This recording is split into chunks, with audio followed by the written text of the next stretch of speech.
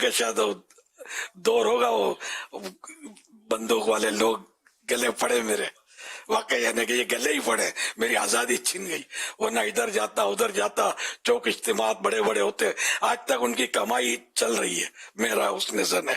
جو کئی ذمہ داران سے ملیں گے، بولیں گے فلاں جگہ الیاس کا ہمارے علاقے میں آیا تھا تو بیان سنا تھا، یہ ملیں گے آپ کو، یہ تو بند ہو گئے میرے، وہی سیکورٹی حفاظتی امور۔ تو خیر، تو وہ اندر وہ گارڈ کھڑا ہوگا یا بیٹھا ہوگا، نہیں بیٹھتے تو نہیں ہوتے، کھڑے ہوتے ہیں اندر، تو وہی مطلب اس نے کسی نے سمجھدار بولا گارڈ یہ تو باہر ہونا چاہیے دروازے میں، اندر اس کا کیا کام ہے؟ بات بھی سمجھ میں آتی ہے، کیا اندر کیا کرے گا یہ؟ کسی نے دور سے دروازے کے اندر فائر کر دیا، دیکھیں اس کے پیچھے دوڑے گا کیا؟ اس کی بھی کھوپڑی اڑا دے گا، بلکہ اگر باہر سے آئے گا تو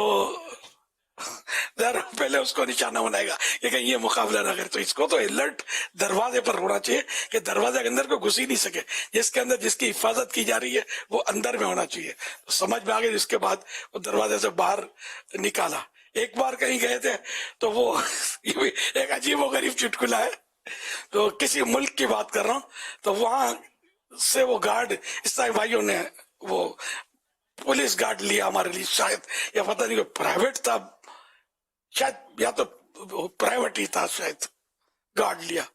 یہ کھانے، وہ کسی کے گھر پہ دعوت تھی، ہم کھانے کے بیٹھے، تو یہ بھائی بھی کھانے پر بیٹھ گیا، یہ گارڈ جو تھا، اور اس نے اپنا اسلحہ جو تھا یہ کہیں سائڈ پہ دروازے کے پیچھے رکھ دیا۔ کوئی اپنے عیسائی بھائی بھی تو ہوتے نا بعض مسخرے، انہوں نے اس کا اسلحہ اٹھا اور چھپا دیا۔ اب کھانے سے فارغ ہوئے، یہ جب اس نے دیکھا کہ میرا اب یہ غصہ تو ہو گیا، گرم تو ہو گیا، لیکن مجھے سمجھ پڑ گئی کہ یہاں کے گارڈ قابل اعتماد نہیں ہے، نہ ان کو کھانے کے لیے بیٹھنا چاہیے، نہ ان کو گھر کے اندر ہونا چاہیے، نہ ان کو اسلحہ باہر رکھنا چاہیے کسی سائڈ پہ، تو بالکل بدن کے ساتھ اس کا بندھا ہوا ہونا چاہیے کہ کوئی بھی چھین کر اس کو بھی مار دے گا، اور جو بھی جس کی حفاظت مطلوب ہے، یوں عام طور پہ اس کو وی آئی پی بولتے ہیں، وی آئی پی کو بھی اڑا دے گا۔ تو ایسے مطلب دیکھیں تماشے۔ خیر، اب الحمدللہ حفاظتی امور ہمارا کافی حد تک یہ کہہ سکتے ہیں اب مضبوط ہے، لیکن اس وقت بھی اللہ حفاظت کر رہا تھا، اب بھی اللہ پاک حفاظت کر رہا ہے، اور آئندہ بھی وہی رب حفاظت کرے گا۔ حقیقت میں تو محافظ ہمارا رب ہے، یہ ظاہری وسائل ہے، یہ گارڈ وغیرہ رکھنے میں کوئی حرج نہیں ہے۔ اس پر بعض لوگ تنقید کرتے ہیں تو بیچارے ان کی بھول ہے، یہ نہیں کرنا چاہیے۔ وہ ایک جگہ میں گیا تھا تو وہ گارڈ میرے ساتھ تھے، پرانی بات ہے، تو کسی نے وہ کچھ ناراضی کا اظہار کیا، یہ بول کی کہ اس کو الیاس قادری کو خدا سے ڈرنا چاہیے، تو اس نے کہا کہ او چچا، میں مندا کاکا بولتے ہیں ہمارے پنجابی، کاکا بچے کو بولتے ہیں، بولا کاکا آپ دکان پہ تالا دیتے ہو یا اللہ کے بھروسے لوگ کھلی رکھتے ہو؟ کاکا کیا جواب دے گا؟ اب کاکا کا تالا جو ہے، تالا یہ کاکا کی دکان کا محافظ، تو دکان سے زیادہ بندہ قیمتی ہوتا ہے، تو اب تالا حفاظت کے لیے دکان کے لیے کافی ہے، تو تالا اب بندے کی حفاظت کے لیے چاہیے گن مین، تو اس کی ضرورت ہے۔ پھر اگر کوئی زیادہ وہ خطرے میں تو اس کو ایک سے زیادہ گن مین چاہیے۔ تو عقل میں آنے والی بات ہے، کپڑے حفاظت کے لیے تو ہیں، زینت کے لیے بھی ہیں، لیکن یہ سویٹر کاہے کے لیے؟ زینت کے لیے؟ یہ تو سردی سے حفاظت کے لیے۔ تو اللہ کا بھروسہ پکا، سویٹر مت پہنو سردی میں، ملبل کے کپڑے پہن کے سردیوں میں گھومو، گرم کپڑے کاہے کو پہنتے ہو؟ چھت کاہے کو رکھی ہے؟ حفاظت کے لیے تو ہے، بارش آئے گی تو کیا کرو گے، دھوپ آئے گی تو کیا کرو گے، یہ دیواریں کاہے کے لیے؟ حفاظت کے لیے۔ تو یوں قدم قدم پر ہر چیز حفاظت، جوتے چپل کاہے کے لیے؟ حفاظت کے لیے تو ہے۔ جوتے چپل کے بغیر پھیرو تو کانچ لگے گا، تو کبھی کانٹا داخل ہوگا پاؤں میں، پھر ڈاکٹر ہوگا اور اس کی روزی میں برکت کی دعاؤں کی قبولیت کا ثمر ہوں گے آپ، سمجھے؟ تو ہر چیز حفاظت کے لیے بالکل، میں نے کہ سب چیزوں وہ ہے نا، محافظ فرشتے بھی انسان کے ساتھ ہوتے ہیں، یا حفاظت کرنے والے فرشتے ہوتے ہیں، آنکھوں پر متعین ہے اور پتہ نہیں کہاں کا بدن میں، باقاعدہ حدیث ہے اس کی۔ تو حفاظت کا انتظام رب نے کیا ہوا ہے ہمارا، لیکن ایکسٹرا جو ضرورت ہوتی ہے تو پیارے آقا صلی اللہ علیہ وسلم جب نیا نیا حساب کتاب تھا تو اس وقت مولا علی اور دیگر صحابہ پیارے آقا صلی اللہ علیہ وسلم کے مبارک جو مکان علی شان مدینہ طیبہ میں، تو اس پر پہرا دیتے تھے جس نے مسجد نبوی شریف کے اندر کی زیارتیں کی ہیں، جو سمجھدار ہے، میں نہ سمجھ کی بات نہیں کر رہا، جو سمجھدار لوگ ہوتے ہیں وہ زیارتیں کرتے ہیں، کسی کو درخواست کرتے ہیں، تو وہاں ایک اسطوانۃ الحرس موجود، حرس مانے پہرا، تو وہ اس کی آج تک مسجد نبی میں نشانی ہے۔ یہ الگ بات ہے کہ پھر آیت نازل ہوئی، آیتیں نازل ہوئی اور اللہ پاک نے اپنے ذمہ کرم پر حفاظت لے لی، پھر وہ گارڈ جو تھے یا جن کو عربی میں حارس بولتے ہیں وہ اٹھا لیے گئے، صحابہ کرام نے اب وہ چھوڑ دیا، لیکن میری آپ کی حفاظت کی کوئی آیت تو نازل ہونے سے رہی۔ تو یوں مطلب بولتے ہیں بعض، یہ مجھے چکرے اس لیے بولتے ہیں، یا بولیں گے اتنا بھی نہیں ہونا چاہیے، تو پھر میں بات بول رہا تو کتنا ہونا چاہیے، آپ بتائیں کتنے ہوں تو خطرہ ختم ہو جائے گا، کون بتائے گا یار؟ تو یہ کوئی مطلب نہ عقل کے خلاف ہے نہ شریعت کے خلاف ہے، تو یوں مطلب لوگ بیچارے بول رہے ہوتے ہیں۔ بعض ہوگا تو ایسا میں نے جلال میں بھی دیکھا ہے، کسی کو غصے میں بھی دیکھا بولتے ہوئے، تو یہ بیچارے بول رہے ہوتے ہیں۔ اور ایسا بھی ہوا کسی جگہ گیا، تنقید ہوئی، مائک پر میرے اوپر تنقید ہوئی، پھر وہ دن آیا کہ ان کے یہاں ایسے حالات پیدا ہوئے کہ ان کے ہر فرد چیک ہو کر جا رہا تھا اور تاریخ دہرا رہی ہے۔ الیاس آیا، تنقید ہوئی کہ یہ اس کو یوں نہیں کرنا چاہیے، یوں نہیں کرنا چاہیے، اللہ سے ڈرنا چاہیے، اللہ حفاظت کرتا ہے، بے شک اللہ حفاظت کرتا ہے، اس میں کس نے انکار کیا یار؟ لیکن اللہ پاک نے سب منع بھی تو نہیں کیا نا کہ اپنی حفاظت نہ کرو، تو پھر کیسی ناک کٹی، جڑ سے کٹی، کم از کم میں تو سمجھ گیا نا کہ کیسی پڑی ہے، کہ آج ان کے یہاں جاتے ہوئے لوگوں کی چیکنگ ہو رہی ہے، کل ان کو پتہ نہیں ان کے سر پہ آ کرنی پڑی تھی تو میرے بارے میں کلام کیا، میں نے کچھ بھی جواب نہیں دیا، اپنا تو نا جواب لا جواب قفل مدینہ، یہ ایسا جواب ہے کہ سب کو لاجواب کر دیتا ہے۔ اپنے وضاحتیں کرنے بیٹھوں اور کھڑا ہو جاؤں، ہاں ہو کروں تو دو چار ادھر سے ہاں ہو کریں گے، دو میرے حمایتی ہوں گے، دو ادھر کے حمایتی ہوں گے، پھر ان کا جو بھی حساب کتاب ہے چوپٹ ہو جائے گا۔ تو یہ اپنا یہ کام نہیں ہے، اپنا دندہ یہ نہیں ہے۔ دیکھو اللہ پاک جو ہے کرم کرتا ہے، رضا، ہر کام کا ایک وقت ہے، دل کو بھی آرام ہو ہی جائے گا۔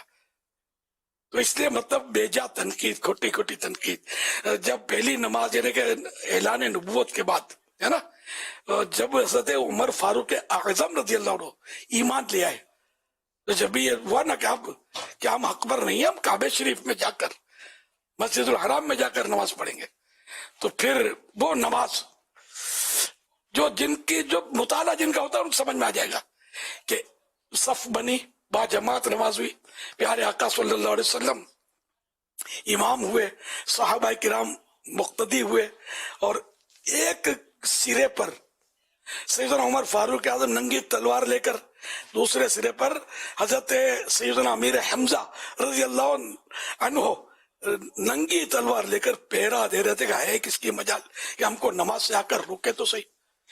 اس سے پہلے کفار نماز پڑھنے والوں کو مارتے پیٹتے تھے، فاروق اعظم رضی اللہ عنہ کی تشریف لانے سے بہت تقویت ملی، اور حضرت حمزہ بھی، حمزہ کے لفظی معنی ہے شیر، یہ شیر اللہ کے شیر، اس کے نبی کے شیر ہیں۔ حضرت حمزہ کو تو اللہ کے پیارے نبی صلی اللہ علیہ وسلم کی طرف سے لقب ملا ہے، اسد اللہ و رسول ہی، اللہ اور اس کے رسول کا شیر، تو یہ حمزہ اور فاروق اعظم جب یہ تشریف لائے تو بس اور قوت میں۔ فاروق اعظم سب نے چھپ چھپ کر ہجرت کی تھی، فاروق اعظم اللہ اعلان جا کر جہاں کفار جمع تھے کعبے کے پاس وہاں چلے گئے، تلوار ہے، کس کو اپنی بیوی کو بیوہ کرنا ہے کوئی اپنی اولاد کو یتیم کرنے والا؟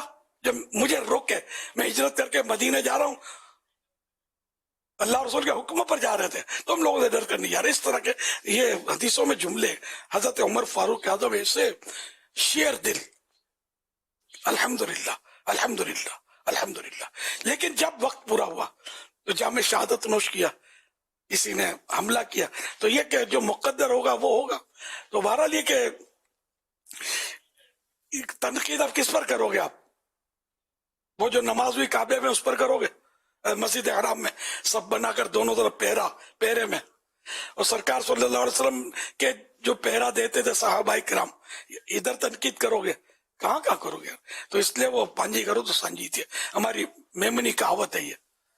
تو اپنی کرو یار، مطلب ایسی باتیں سوچو بھی مت. اپنے کو سب سے ہوشیار تصور نہیں کرنا چاہیے. بعض اوقات اچھے علم والے لوگ بھی جو سمجھ نہیں آتی تو یہ بول دیتے ہیں، کبھی مائک پہ بھی بول دیتے ہیں. بیچارے یہ سوچتے نہیں ہے کہ ایک بھرپور طبقہ جو ہم سے بدزن ہو رہا ہے، ہم بولے کیا جا رہے ہیں. نہیں بولنا چاہیے. سمجھ میں نہیں آئے چپ. اگر کوئی غلطی ہے یا کوئی بہت بڑا گناہ ہے، اپنے ساتھ کوئی گارڈ رکھے تو اس کو سمجھا دیا جائے. قرآن کی آیت سنا کر، حدیث سنا کر کہ بھائی اس طرح منع ہے کرنا، تو ٹھیک ہے. اگر ہے آپ کے پاس آیت اور حدیث تو سنا دو، ہم غور کر لیں گے. ہمارے پاس بھی اس طرح کے علماء تو اویلیبل ہے، ان سے پوچھ لیں گے. تو یار مطلب میں یہ سمجھا رہا ہوں کہ بعض لوگ اس طرح کرتے رہتے ہیں. ایک واسطہ پڑا اس لیے تو بات پر بات نکلی، تو میں نے کہا چلو یہ بھی عرض کر دوں کہ کسی کے دل میں وسوسہ ہو سکتا ہے وہ کہ یوں نہیں کرنا چاہیے، فیضان مدینہ میں اتنے گارڈ اتنے گارڈ، یہ نہیں کرنا چاہیے. حفاظت کے لیے اللہ رسول کی طرف سے منع نہیں ہے. جو جائز طریقہ ہے اس کو استعمال کرنا چاہیے، بلکہ اپنے ہاتھوں خود کو ہلاکت میں ڈالنے کی ممانعت کی آیت تو موجود ہے. وہ آیت مبارکہ وَلَا تُلْقُوا بِأَيْدِيكُمْ إِلَى التَّهْلُكَةِ، اپنے ہاتھوں خود کو ہلاکت میں مت ڈالو. اور قرآن کریم کی وہ آیت بھی یاد آئی، خُذُوا حِذْرَكُمْ، کہ حفاظت کا سامان کرو، حفاظت کے اسباب کرو. اسی طرح ہے نا. تو اب اس کے تحت خزائن العرفان میں حضرت صدر الافاضل حضرت مفتی نعیم الدین مراد آبادی رحمت اللہ علیہ لکھا ہے، مسئلہ حفاظت کے لیے ہتھیار رکھنا سنت ہے، اس طرح کا لکھا ہے. خیر اب ملکوں کے قانون دیکھنے، آج کل ہتھیار بغیر لائسنس کے رکھنے کی اجازت نہیں ہے. کسی کو ضرورت ہے تو وہ بے شک اسلحے کے لائسنس ملتے ہیں، جہاں ملتے ہیں. ہر ملک میں ہو سکتا ہے کہ آسانی سے نہ بھی ملتے ہو، ہمارے یہاں بھی شاید اب اتنا آسانی سے نہیں ملتے، لیکن ملتے ہیں. تو وہ جو بھی قانونی طریقہ کار ہے، لائسنس وغیرہ، اس کے بغیر رکھنا نہیں ہے. یہ بھی مطلب جائز نہیں ہے کہ پکڑا جائے گا تو پھر ظاہر یا تو رشوت دے گا یا جھوٹ بولے گا اور بے عزتی ہوگی، کیس بنے گا، جیل میں خود کو مطلب بہت پریشانی ہو سکتی ہے. تو اس لیے وہ جو بھی کام کرنا ہے اپنے ملک کے ہر اس قانون کا خیال رکھنا ہوتا ہے کہ جس کو شریعت نے نہیں منع کیا. ہاں اگر کوئی قانون شریعت سے ٹکراتا ہے کہ بھئی نماز نہیں پڑھنی، بالفرض کوئی ایسا قانون ہے دنیا میں، ہو تو مجھے پتا نہیں ہے کسی ملک میں، تو نماز پڑھے گا، چھپ کر پڑھے، احتیاط سے پڑھے. نماز معاف نہیں ہے، جہاں جہاں ممکن ہے، جس طرح ممکن ہے نماز تو اس کو پڑھنی ہے. یہ تو اللہ کا کیا وہ فرض ہے. تو کیونکہ یہ قانون شریعت سے ٹکرا رہا ہے. یہ ایک مثال میرے ذہن میں آئی. تو یوں جو قانون شریعت سے نہیں ٹکراتے تو ان کو مطلب فالو کرنا ہوتا ہے. جیسے لائسنس کے بغیر اسکوٹر چلاتے ہیں، کئی چلاتے ہیں، اور پھر کسی نے روک لیا پولیس والے نے تو اس کے ہاتھ میں کچھ رکھ دیتے ہیں، نکل جاتے ہیں. دونوں گناہ گار ہیں. لائسنس کے بغیر اسکوٹر چلانا، گاڑی چلانا، یہ جرم ہے، قانونی جرم ہے. ایسا جرم ہے جس میں آدمی پکڑا جاتا ہے اور مسائل کھڑے ہوتے ہیں. تو یہ چلانا جائز نہیں ہے. جو بھی مجھے سن رہے ہیں دوسروں کو بتائیں کہ اگر نہیں ہے لائسنس تو اسکوٹر، کار وغیرہ نہ چلائے کریں. یہ قانونی جرم ہے، گناہ گار ہوں گے، پکڑے جائیں گے، آزمائش پہ پڑیں گے. رشوت دے کر چھوٹ تو جائیں گے، لیکن قیامت کے دن کیسے چھوٹیں گے؟ پھر یہ بھی سوچنا ہوگا نا، ہماری رشوت نہیں چلے گی. الراشی والمرتشی کلاہما فی النار. تو رشوت دینے والا، لینے والا دونوں جہنمی ہیں، دونوں آگ میں ہیں. اللہ پاک گناہوں سے بچا کر ہمیں سنتوں کے سائے میں زندگی بسر کرنے کی سعادت بخشے. خوشخبری، الحمدللہ ڈھاکہ میں 3 دن کا سنتوں بھرا اجتماع ہو رہا ہے. 14، 15، 16 فروری 2024 کو